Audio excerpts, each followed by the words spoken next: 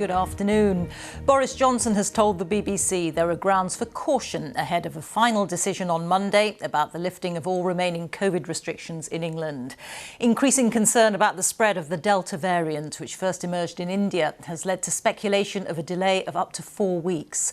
Speaking at the G7 summit in Cornwall, the Prime Minister said he wanted to make sure the roadmap out of lockdown couldn't be reversed. Here's our political editor, Laura Kunsberg. Inside the fence, the Prime Minister and his counterparts want to work out how to move on from COVID.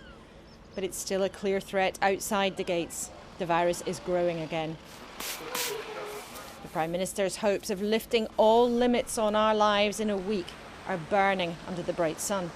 Today, Boris Johnson was not denying there'll be a delay. Can you level with people today and confirm that the restrictions are not all going to be lifted on the 21st of June? Well, what I can certainly say is that we're looking at the data and continue to do that. We'll be saying more on Monday when the decision comes due. But I think what you can certainly take it, Laura, is that the roadmap was always cautious but irreversible, and in order to have an irreversible roadmap, you've got to be cautious. If your priority is not having to go back on any of it, then waiting is, you're suggesting, the right thing to do. Of course you're right that you've got to be cautious in order to deliver what we want to see, which is an irreversible roadmap. But we're looking at the data today. That, again, you've got hospitalisations up, you've got cases up. There are grounds for caution. That doesn't mean that this country hasn't made enormous progress with vaccination. Clearly what you've got is a race between the vaccines and the virus, and the vaccines are going to win. It's just a question of the pace. Do you regret allowing tens of thousands of people to travel between the UK and India, where the Delta variant developed in the month of April? You must regret that. Don't forget that we put India on the red list. Very late on. On the red list on April the 23rd. At the end of the month. Before the variant had even been identified as a variant under investigation, let alone identified as a variant of concern. Okay. With a big decision looming at home, the main business, though, is relationships abroad. Hey, how are you? European leaders expressing displeasure at how they believe the UK's not sticking to the Brexit deal over Northern Ireland. I'm fine. All is not fine on the UK side either. The Prime Minister believes Brussels is going over the top. To be fair, there's quite a lot of misunderstanding around the EU about the situation in Northern Ireland, and I think that we'll have some pragmatic solutions. And if we don't, it's the prime duty of the UK government to uphold the territorial integrity of the United Kingdom, and that's what we're going to do, and we'll do whatever it takes to ensure that. That won't soothe the standoff, and it won't be solved here or now. There's tension too over how tough an approach to take on China. Brokering agreement isn't easy, well beyond these shores. Laura Kunsberg, BBC News, Cornwall. Football now, and the first of the home nations to play in the delayed Euro 2020 tournament, Wales, have drawn their opening match against Switzerland in Azerbaijan. Our Wales correspondent Howell Griffith sent this report from Baku. Come on, Wales! They've crossed a continent, travelled contrary to the official COVID advice. For these fans, Baku, not back home, was the only place to see Wales start their Euro 2020 journey. It's been a tough 18 months or so, and it's just nice to get out of the country, I think. The first one is always the most important one, to raise the morale of the team and the fans. You get that first one in the bag, and then you get your confidence for the next ones. The Olympic Stadium felt sparse but filled with nerves. Wales soon put that energy to use. Daniel James found his man in the middle. Kiefer Moore forcing a fine save. And it's a terrific save. Wales's target man was the focus of some solid Swiss defending. And as the Swiss attack started to chime, it was the red wall under pressure. In the second half, they broke through. Breel Mbolo outmuscling his man 1-0. But Wales kept cheering, kept battling, until bandaged and bruised, Kiefer Moore soared. Kiefer Moore for Wales! It's 1-1! The nerves kept jangling, the Swiss were accurate, but ruled offside.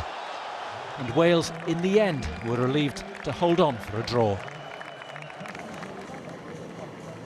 It wasn't the perfect start that Wales would have wanted, but with that resilience and strength in the second half, well, they showed a lot of character. The next task, next week, a match here against Turkey. This empty stadium will feel a lot fuller when the Turkish fans cross the border and come to Baku. Wales will have to show that resilience once again. Turkey may be a tougher task. Lose there, go on to Rome. It may be very hard to get out of this group, but the travelling fans will take heart from that performance and hope their journey can keep going. Howell, many thanks. The parents of a Northamptonshire teenager, Harry Dunn, who died in a fatal crash involving the wife of a US intelligence officer, have welcomed an indication that she may face a virtual trial in the United States. After the crash in 2019, Anne Sakoulas flew to the US, claiming diplomatic immunity. Harry Dunn's parents described the Crown Prosecution Service being cleared to engage with Mrs Sakoulas' lawyers to determine next steps as a huge development. For the second year running, the celebration of the Queen's official birthday has taken place at Windsor Castle. The Trooping of the Colour marks Her Majesty's 95th birthday. Our royal correspondent Nicholas Witchell reports.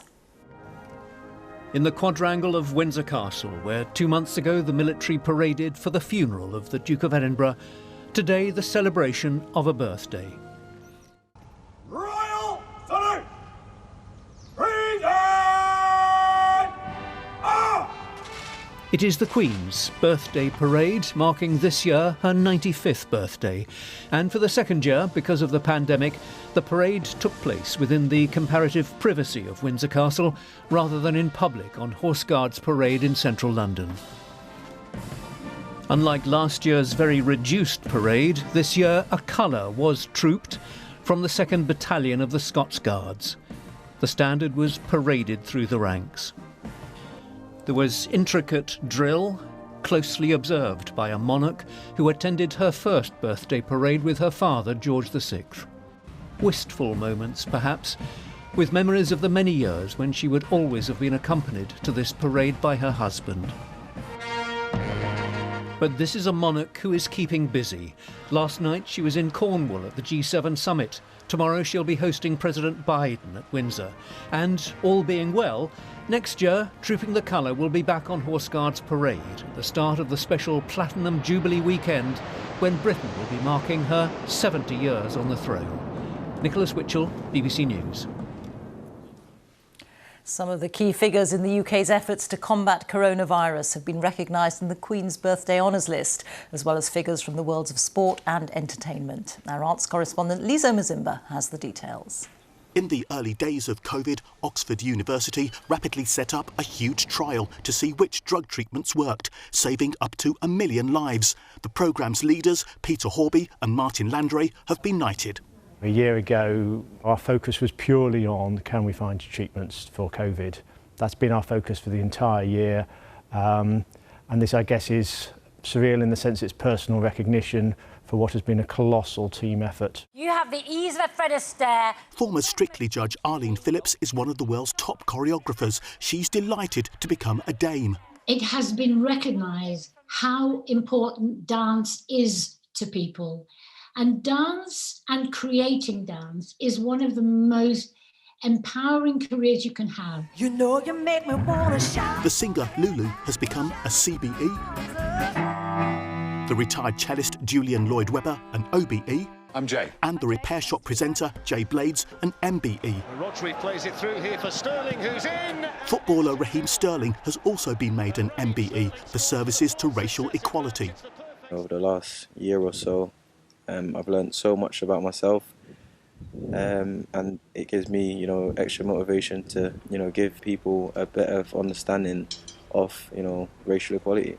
In a year when Black Lives Matter has played such a strong role, he's one of many being honoured for their work tackling injustice. Lizo Mazimba, BBC News. There's more throughout the evening on the BBC News channel. We are back with the late news at 10 past 10. Now on BBC One, it's time for the news where you are. Bye-bye.